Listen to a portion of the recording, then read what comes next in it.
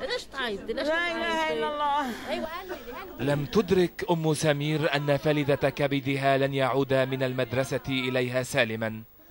محمولا على الأكتاف استقبلته اليوم شهيدا. حبيبي يا الله، طلع يا مع السلامة، رجعي يا الله.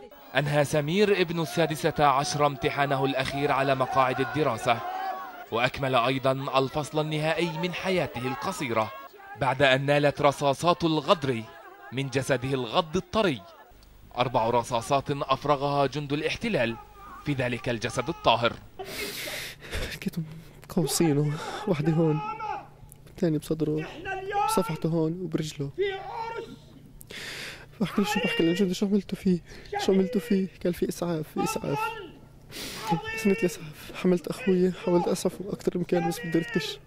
صبر أبوك يا الله، إنه أخوك وتخوم يا رب، يزول اليهود من بلادنا يا الله، يا رب يزول اليهود من بلادنا يا رب.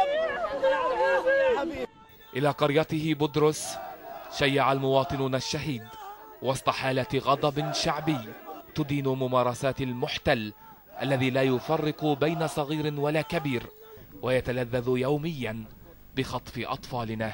موقف آخر وإصرار آخر من هذه الحكومة المتطرفة لقتل أطفال فلسطين بدم بارد. هذا الشهيد كانت عائلته من أول من قاوموا جدار الفصل العنصري، أول حفريات كانت في أرضهم، وهذه عائلة لها تاريخ نضالي كبير. إلى الأرض التي أحب عاد سمير، وليس بعيدا عن الحقول التي استشهد فيها. سكن سمير هنا وإلى الأبد، ليبقى شاهدا على ملحمة الصمود التي لن تنتهي إلا بكنس الاحتلال. نهر جمهور، تلفزيون فلسطين. يا سمير.